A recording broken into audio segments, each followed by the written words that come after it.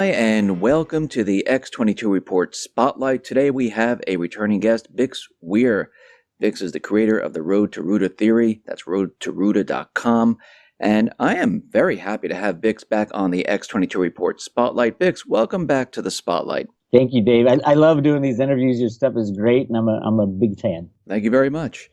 I wanted to start off with, I guess we'll just start off with the Italian referendum. And we can see that the people, once again, they spoke up and they're looking to move away from the central bankers, or I guess you call them the bad guys. And we can see so far we have the Brexit, we have the Italian referendum. They really didn't have the vote on to leave the EU yet, but we know there are other countries that are looking to do this. And one thing I see from all of this is that nothing has actually been done yet. Yes, we've had the referendums, like in the UK, but they haven't invoked Article 50 as of yet. Italy, they've taken the first step. So do you think the bankers, the central bankers, are they going to stop this from continuing? Do they have the ability to stop it? No. This truly is a revolution around the world. And, obviously the big one is the Trump winning the election, that the bankers were sure that they had rigged everything properly. But from what I can see, the good guys are absolutely winning this war. For years, people were telling me that there are no good guys and, there's no outside savior that's going to come and help us. I believe that there is no outside savior. The good guys are us and the things that we do. And there are some powerful people within the military that are working to take down these banksters and the bad guys and the pedophilia guys. All this, the whole system is changing and it's coming apart. And it's not going to stop with the Italian referendum. With Italy right now, you got the ECB absolutely rigging every market, just like in the United States, to keep things together. But they're going to fall. Every nation state or whatever they are in Europe, they completely lost their nation when they signed up with the EU, because if you don't have control of your own money, you're absolutely screwed. And how the people of Europe let this happen in the first place is beyond me. But now they're saying no more. We learn the errors of our ways. But the problem, of course, is going to be that they have no other form of currency. And so it's pretty much guaranteed to be a rocky road for everyone, even within the United States from here on out. And this will continue in Europe. It was always kind of the plan to have Europe go first and then the United States as far as the economic crash and the monetary implosion and the implosion of the derivative market. So yeah, things are moving right along. It's picking up speed, going faster and faster into the new year. Lots of signs pointing to massive changes next year, and I'm knee deep in that, trying to understand how this will all play out.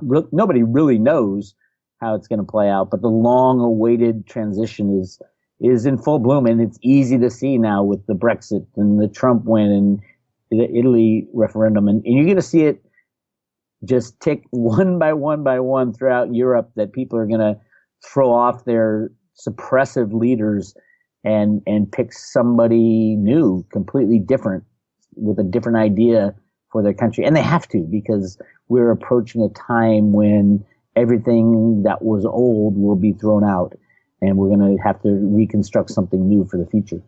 You mentioned Trump, and we see that Jill Stein, backed by Soros, probably Clinton, they're pushing these recounts in Pennsylvania, Michigan, Wisconsin. Do you believe these recounts are really to, the purpose is to recount the votes, or is there something underneath this that they're really trying to do? Well, it's their last ditch effort to it's not about the recounts. The vote was rigged. All votes are rigged these days with computers. The question was who had the rigging power, and Trump had the rigging power. The good guys had power over George Soros, who literally funds and creates these voting machines, the electronic voting machines. But it's much deeper than that. They won't be able to stop Trump from getting into the office, if anybody gets in the office, as long as, the world doesn't fall apart between now and January 20th. But the whole idea of the recount was to delay the electoral votes that are supposed to be cast on the 20th of December, and then they're counted on the 3rd of January by the new Senate. And if it will probably go to a vote in the House and the Senate, whether or not the electoral, votes will be honored, which is the right. Anybody can raise their hand on January 3rd when the electoral votes are being counted and say, I want a vote within the House and the Senate. But the problem, obviously, is that Republicans control the House and the Senate. A lot of that has to do with who Trump is putting in office, picking to be our the leader, the head of the Fed, and the head of the Treasury, and the head of all his cabinet appointees. He has to sprinkle in bad guys, and as I call them, and people from the old establishment, just so he gets in on the 20th. Remember, Trump is the best firer in the world. He'll fire. I don't want him to put a really good Treasury secretary in there, and then the market collapse a couple of weeks after he gets in there, and he's going to have to fire that Treasury secretary. I want him to put in the biggest shill market rigging guy known to man, which is this guy Muchin, and then when the system falls apart, I want him to fire him, the Goldman Sachs computer rigger, and then hire someone that he wants. Probably this guy Allison is his last name, and he's a sound money guy, and most likely will say, let's go back to a gold standard and get rid of the Fed. So yeah, it's all kind of going as planned. So this recount, I think, is an aberration. Nothing will come of it. And the reason nothing will come of it is the good guys have the dirt on the bad guys, and Clinton's not going to say anything, or she'll be thrown in jail in a blink of an eye. And once they release her real emails, which are so criminal and so scary, and I think at some point that kind of exposure has to happen to these people who are stepping down now from control. Do you think as we approach the 20th of January, we know there's protests being pushed for that day. Do you think the bad guys at that point would try to have those protests become riots and spread across the country? Do you think they'll go that far to try? It's definitely part of obviously people want that to happen within the losing crowd, people who the Democrats and the people who lost this vote and think Trump's the Antichrist. I would say you can it might have some legs for a little bit, but it doesn't have the emotional power behind it. People want change, and Clinton clearly was not change, and the fact that Trump's in there, Trump has already showed that he's backed off on so many things already. The only way that Trump got elected was to be the ass that he presented himself to be. If you remember in like 2008 and what was it, 2008 and 2012, that Ron Paul was running for president. Ron Paul got eaten alive by these people. They were calling him a racist. If you're calling Ron Paul a racist, who could ever go up against the machine that is the Republican and Democratic Party?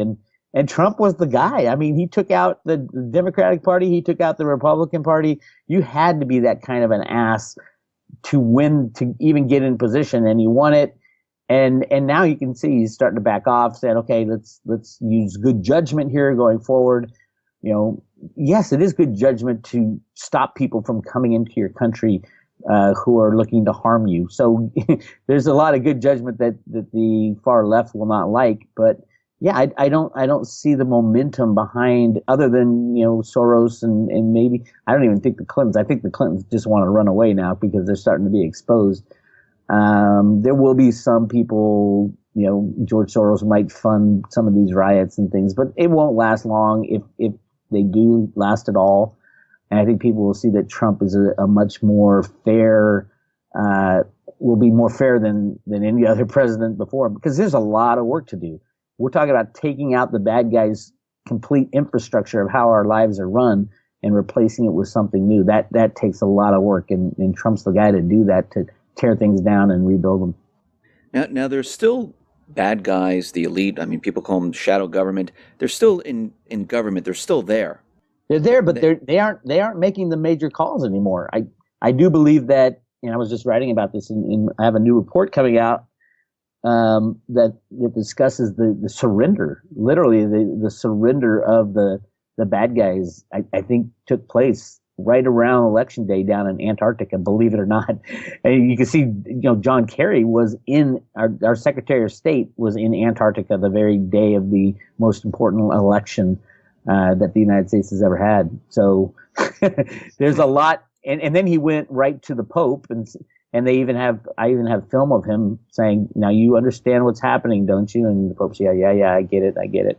So it's really interesting what's going on behind the scenes. What we see in the mainstream media is like 1/100th of what the full story is, and it's clearly what the sheeple are supposed to stay asleep until this whole thing falls apart.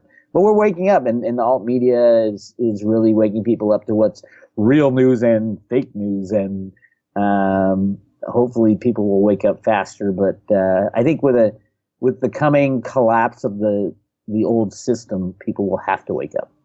You mentioned fake news, and we know they're going after the alternative media. I mean, they're calling it fake. I know there's like plugins now, Facebook and Google. They are looking for some type of technology to detect fake news, and it looks like this is their last ditch effort to control the flow of information. Well, it's censorship. It is absolutely. That's exactly what it is. Yes, and it doesn't just go to Google and Yahoo and Facebook, and it goes to Twitter and even YouTube. A lot of the alt news YouTubers are saying their views starting to disappear or go down slowly, and they can't do it all at once. It'll be too obvious. But yeah, if you control the media outlets, you control a lot, and don't think for a minute just because Facebook and Google are kind of new inventions run by young people that they are not rigging the information that you're receiving, because they are. And this is a problem going forward. I do think it will be resolved after the crash, after the destruction of what we once knew as our both our monetary system and our system of governments, and living under a nanny state that takes care of you the whole way through your life is going to absolutely disappear with the crashing of the monetary system. So yeah, it's a really interesting time, and I do think it is a shot for humanity to move forward with truth and honesty. But at the same time, truth and honesty means truth and honesty of our past also. And that's going to be the shocker for most people, because we've been conditioned to live in this bubble of what's right and what's wrong and what's real and what's not. And to find out one day that everything you thought was real really is not, and everything you thought was a conspiracy is really true, is going to be shocking to society. That is true. And you mentioned the crash. And what's very interesting is that we see gold and silver, the bad guys are still suppressing gold and silver, even though Deutsche Bank was fined for gold and silver manipulation. I think it was like $60 billion, which is really nothing. Yeah, they settled out of court. Yeah, they settled. And we also see after the elections that they've brought the unemployment down to 4.6. Obama, finally got his GDP above 3%. I mean, it seems like they're setting the stage to seem like, the economy is fantastic. Obama's going to hand it off to Trump. And look, I just gave him this incredible economy. It's incredible right now. The unemployment's at 4.6, GDP's at 3.2%. The stock market is at all-time highs. Gold and silver very, very low. I mean, is this a complete setup? Well, it gets back to what I just said about what is real and what is fake. I mean, the artificialness of everything that we see, especially reporting out of the government and the markets, completely artificial, completely controlled, rigged, and manipulated, going back to the 1960s, to the invention of computers and the people who invented computers and how that's what RUTA means. Root A is the very basis of our computerized monetary system. And it is a complete it's a shadow of what it should be, and it's been rigged for so long. These numbers and statistics are nowhere near what reality is, and the people who rig it now, they have no clue where this will all go if their controls are let down or wiped away. No longer can you claim that unemployment's at anything less than 20%. Right now we all know that they take off people who stop looking for work and say, oh no, they've stopped looking for work, so we're not going to count them as unemployed. Well, what are they? If they're not unemployed, just because they've stopped because they can't find any work or they can't find a job they like, or more importantly, the government is paying for them not to work, that type of stuff is all going to go away. So yeah, I'm surprised they're not saying in financial news that we are at the beginning of the biggest, greatest boom in the world, and we've come out of this long-term kind of recession, and this is going to be the greatest thing ever. They're not really touting that because they know that would be a little too sensational, and they don't want to get caught in their lies still. But saying that we're in good shape when Deutsche Bank, the world's largest derivative holder, is thinking about going bankrupt because the United States is going to fine them $16 billion. Well, they hold 50 trillion in derivatives. Why is no one talking about that? Why isn't anybody talking about the Deutsche Bank sovereign bond holdings all throughout Europe? They're the largest holder of European bonds in these European countries. Italy, Spain, France, you name it in Europe, they're falling apart, and they're gonna default on their bonds, and that's gonna be really ugly for the derivative world. So yeah, everything is fiction. And once the system crashes, and it's going to crash overall, everything, as in every stock, every bond, it's the exchanges that are the problem. And they're all over rehypothecated. And if you think you own a stock in your 401k, let me tell you, you don't. You gave these brokerage houses and mutual funds money, but they never went out and bought stocks for you. They didn't buy it. They used that money to rehypothecate everything else that they do. Your Schwab account, they never went and bought that stock that you think you have in there. It's just a piece of paper telling you that you own it. And you could tell by the amount of volume traded in these stocks every day. Every 5 to 10 days, the full float of the shares of the company are traded, which is ridiculous because you haven't touched your stock forever. It's in your 401k, but other people use it and trade it, and it's just a complete fictitious game of musical chairs. And when the music stops, there's not going to be enough chairs for everybody who holds electronic financial assets. So they already have the crash planned. They already have it. They already know when they're going to do this. No, well, I mean, I think it depends who you're talking about. They are we talking the good guys or the bad guys? They've been holding it off until they get people in charge in the United States who can kind of restart things. So I think we're not going to see a crash within the United States until after Trump gets into office on the 20th. But he's been saying for over a year that he would rather it crash before he gets into office. So yeah, I think at least the bubbles will burst. Now, I don't know if they're going to try to kind of rejigger the same system. I doubt they will. I think it will be more of you can't control the derivative bubble when it bursts. And in Europe, that's exactly what is going to happen with all these countries kind of bailing on the financial elite. The ending of the euro will destroy every unbacked fiat currency. And there's no doubt about that, including the United States. You're talking about something that has never happened in the history of humanity. The ending of a type of currency that is unbacked. It is the second largest currency, I believe, still in the world as far as acceptance. And ending that will be catastrophic, especially because of the derivative bets that are interlaid within this whole financial game. It's interesting. We're definitely at that time. And the analysis I'm doing right now of the Economist magazine cover is saying exactly that. We're at that time of the crash, and whether it happens before January 20th or within the first half of next year is questionable. But remember, the crash isn't going to be caused because the good guys or the bad guys go in and start fiddling with the markets.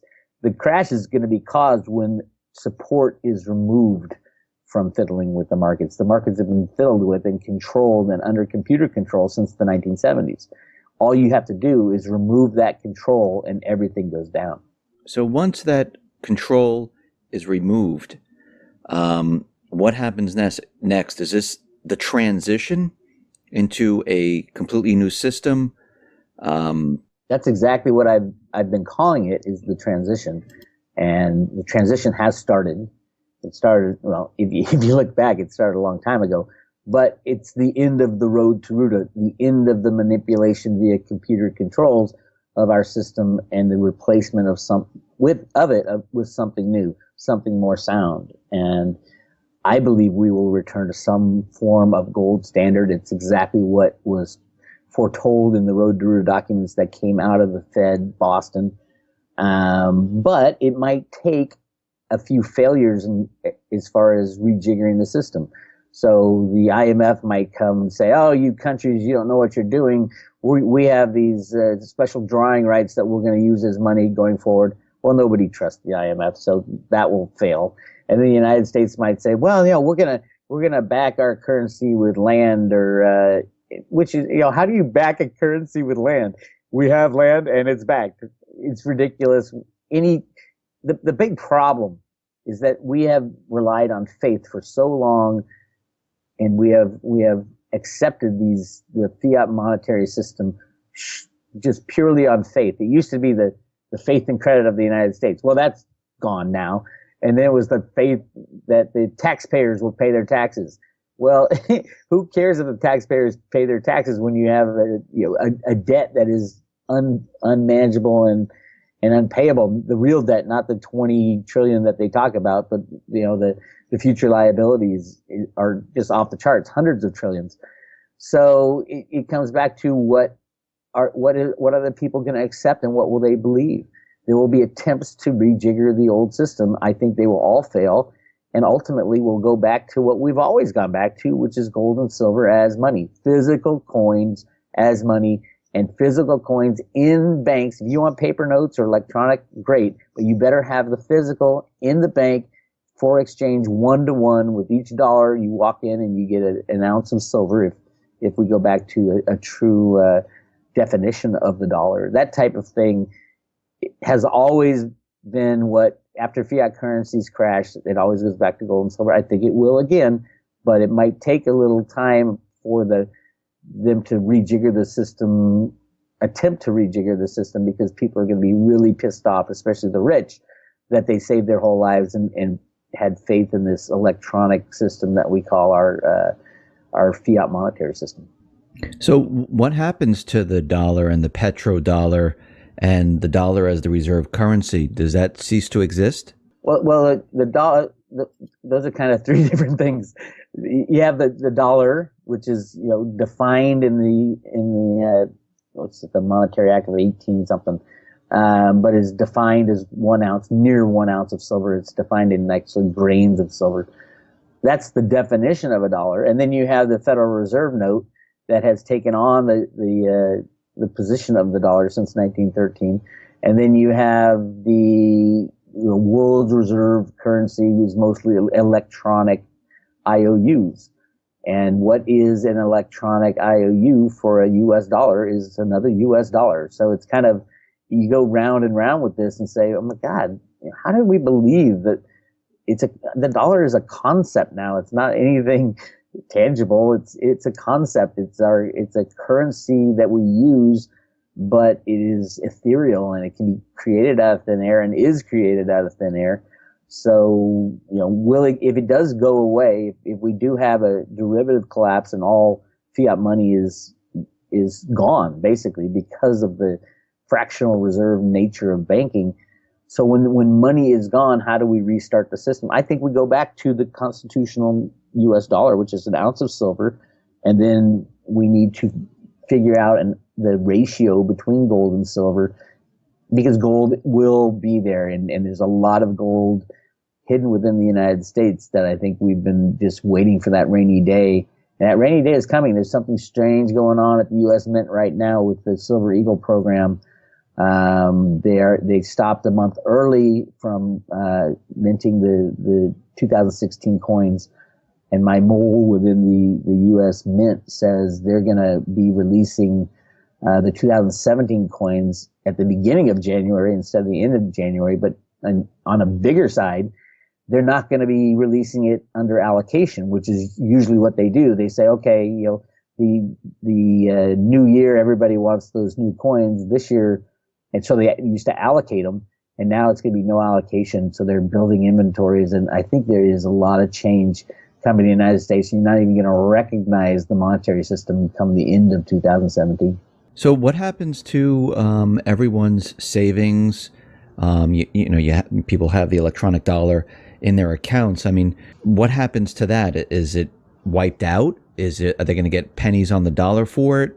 What happens when they go through this transition? Well, it depends on the reallocation of money.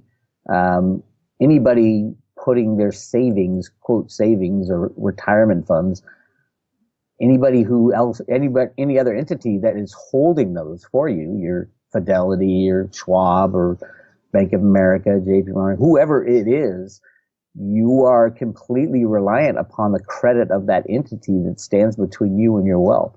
So if Deutsche Bank goes down in Europe and JP Morgan has 10 or 20 trillion in derivatives with them, JP Morgan, and you hold your savings account or anything with JP Morgan, that credit is destroyed. So in same with Fidelity and Schwab. Remember, they don't buy those stocks for you; they rehypothecate them.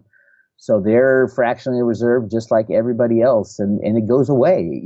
It will be gone. You made the mistake of putting your money with a credit that it was not sound, was not reliable. And then FDIC insurance, which is supposed to guarantee, I think it's $250,000 or something to that effect. The FDIC has no money to back up their insurance spends. I think it's 1% or 2% of FDIC, or it used to be 1 or 2% of FDIC insurance is actually held in reserve at the FDIC. And that we saw that go away with Bernie Madoff, and it goes away so fast in the crashing of the banks back in 2008. Here's the deal. They changed the law with the Dodd-Frank Act so that now the FDIC has to guarantee the derivative markets with the banks first and pay those out before any mom and pop gets their savings or checking account insurance, which basically, and that's hundreds of trillions of dollars. So basically it guarantees that there will be no bailout when the banks come begging to Congress, which they will. Just like in 2008, they begged for $700 billion. This time it'll be 20 or 30 trillion, but that there is not enough money available in the world to cover the derivative situation.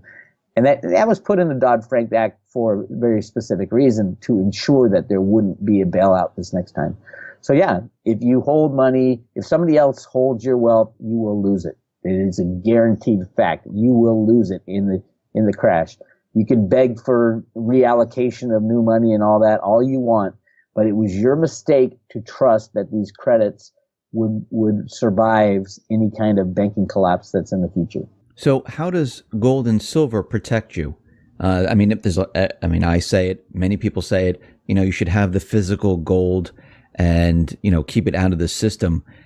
In the end, how will this protect you? What do you do with it? Well, you keep it, you hide it, you store it on your own possession, make sure there's no credits between you, no business credits. You don't hold it in a vault. You don't, a third party vault. You don't hold it in a certificate or SLV or GLD, the exchange traded funds, because all those credits need to stay, all those companies need to stay in business.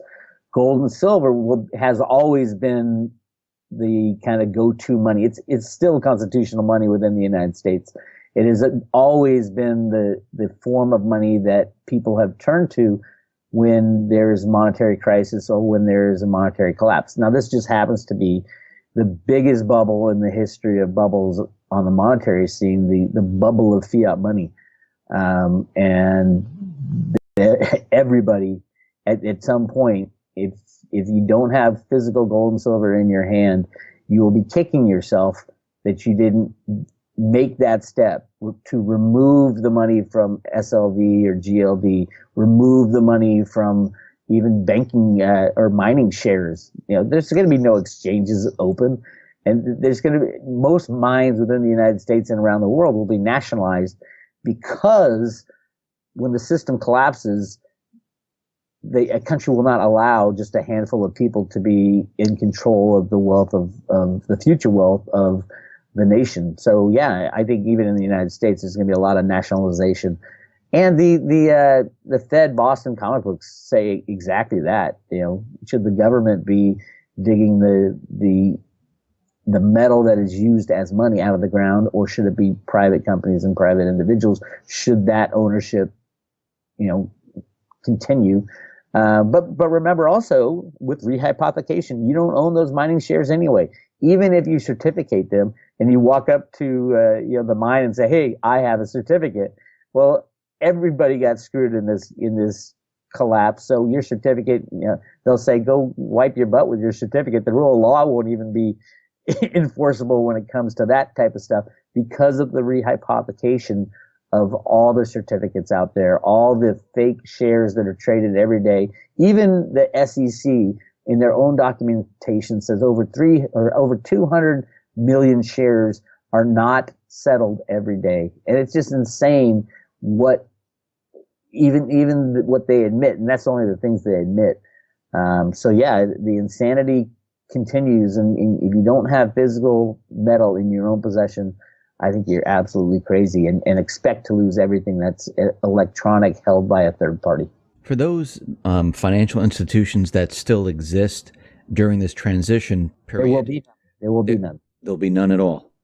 So, well, which one would? I mean, a small mom and pop, maybe. No. Everybody is. Well, first of all, we have a fractional reserve system, so even the small mom and pops that are only leveraged, say they're only leveraged 2 or 3 to 1. Leverage is leverage. Remember, all their customers are going to have lost everything too, because of when the large banks go down, the small banks go down, and when the small banks go down, the credit unions go down, because it's all intertwined, it's all intermixed. Yeah, they might not have derivatives, but all their customers lose everything too, and their customers will be running to the bank to withdraw whatever cash they might be able to get their hands on, which is impossible in a fractional reserve system. You got It's a Wonderful Life type of event. It's a run on a bank, and the banks don't have the money. Their money, your money's invested in Joe's house and in Fred's house. It's the same thing that goes. A monetary system, a large bank that collapses, they call them too big to fail. If one fails, the reason it was too big to fail is that if it fails, every other monetary institution would fail as well. So I just want to make this clear. So when this happens, there'll be no place to run to get your money. Well, there will be no money to be had. I mean, people are going to run to. I mean, if I'm living in a certain town, they're going to run to their bank, right? They'll run to their bank, right? I want my money. I'm going to go to ATM. I'm going to try to get into the bank. I want my money. And the first 2 or 3% will be able to get their money out, and then all of a sudden the bank has no money, because remember, they are fractionally reserved. And they don't even hold the money truthfully anymore. That's true. Even if theoretically, if they're a conservative leverage is say 8 or 9 or 10 to 1. If they're 10 to 1 and you have 10% of your customers saying, "I want my money," they pull it out, the bank has nothing. So they have nothing to give to anybody else. It's all invested in other types of assets. Now, say they start selling, which everybody does, start selling those other type of assets. Those assets go down a whole lot faster because everybody's selling the same thing to just get some kind of liquidity. And then they just throw up their hands, shut the door, and walk away. And that's what will happen. And then you rely on your government, and your government has already said, well, we've changed the law, and it's only derivatives get paid out first, and the hundreds of trillions of dollars, we don't have those, so we go to Congress. They go to Congress, and this progression, just you can see it happened in 2008, but they gave them the bailout. This time they'll be going to Congress, say, well, we need 20 or 30 trillion, but also we're going to have to bail out we're going to have to give the FDIC a couple hundred trillion for the derivative problem because that has to be paid out first. And Congress will say no. Congress wouldn't even be allowed to say yes to another $700 billion bailout, much less hundreds of trillions. Something so outrageous and so angering to the people because we got screwed once again by this financial system and the banksters. There'll be a lot of anger out there. No way Congress is going to get away with another bailout. Throughout this transition and when the system comes back online and whatever they're going to do, and people have, the paper with their accountant says, okay, I have, $50,000 in the account. What do? They bring the... No.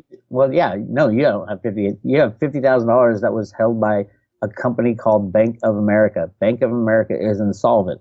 It has zero. You have zero. You have nothing. Now, the question is, with the new system, when a new form of money is reallocated, and the Fed Boston talks a lot about this in the Road to Ruta papers. When a new form of money is reallocated, you have to have buy-in from the people. That is the hardest part, the redistribution of the monetary wealth of a nation after a crash like this. No, the rich aren't going to be able to come in and say, hey, I had $3 million. I want my $3 million. No, it's not going to happen. What's going to happen, I believe, and the Fed Boston wasn't even sure of this, is that they had a system in place, not in place, but planned where they will allocate money according to your Social Security balances, which is really interesting because what that would do is it wouldn't do anything for those who have large savings accounts or anything like that. Those would be gone. But what it does is that it reallocates money according to who's paid into the system the longest.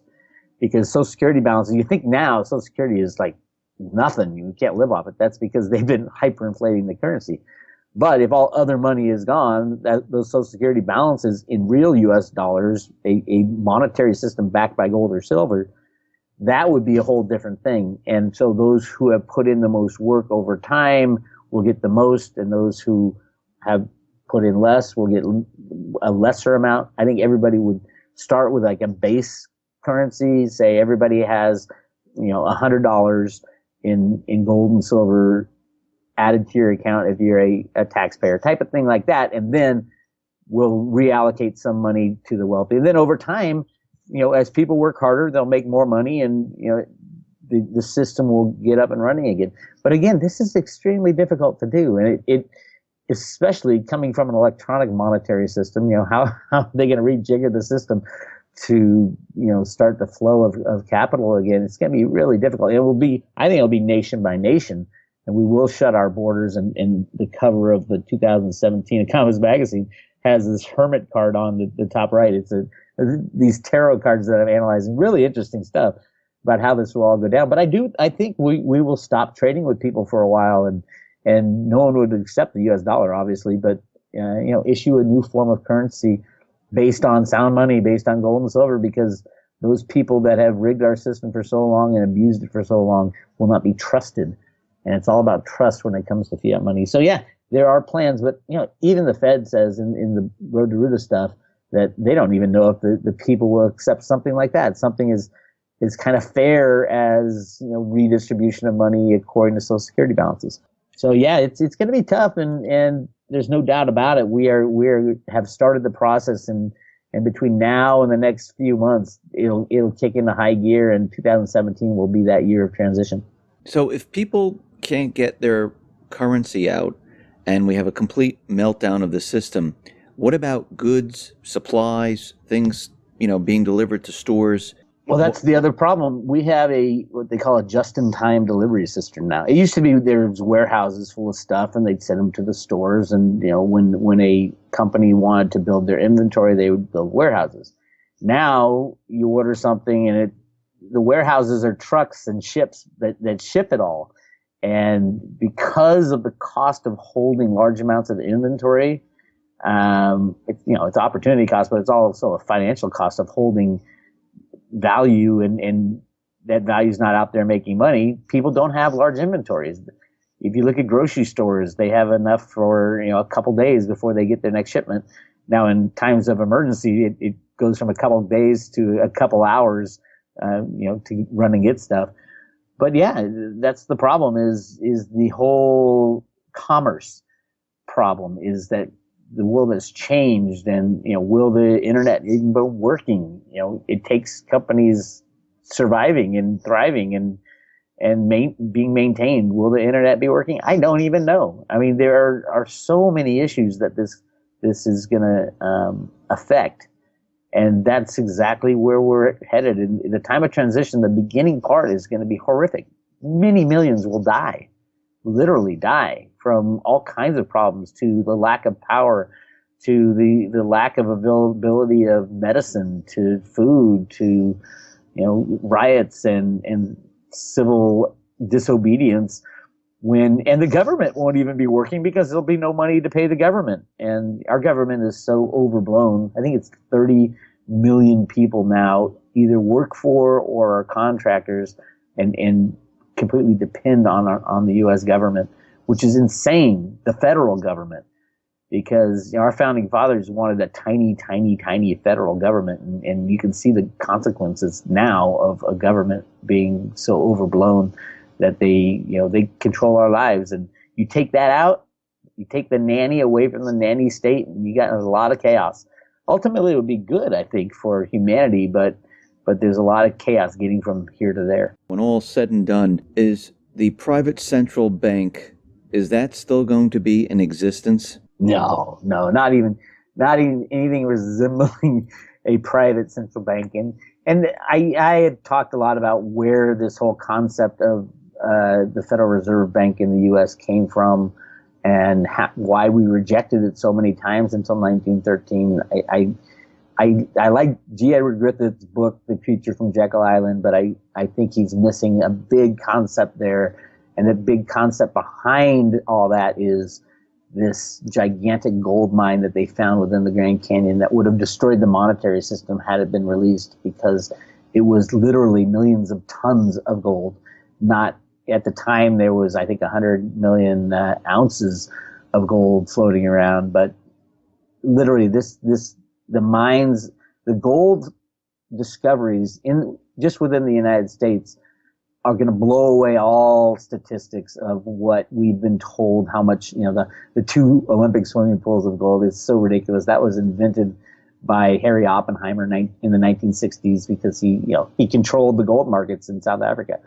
So yeah, the whole world, all the lies are going to be taken away and changed. And I think we will be moving into something new, something different at a time when we desperately, desperately need a little dose of reality to hit us in the face. Bix, thank you very much for being on the X22 Report Spotlight. Once again, how can people see your work? Go to roadtoruta.com, sign up for free emails. And I've got a report coming out this week on the Economist magazine cover that it's amazing. It has the spread of tarot cards and all the stuff we've been talking about today. It is symbolized in these cards, and I go through a long report on that. So you can check out that report. It's going to be $15, and it should be posted. The link should be posted to the website by probably Thursday or Friday of this week. All right, Bix, thank you very much for being on the Spotlight. All right, thank you, Dave.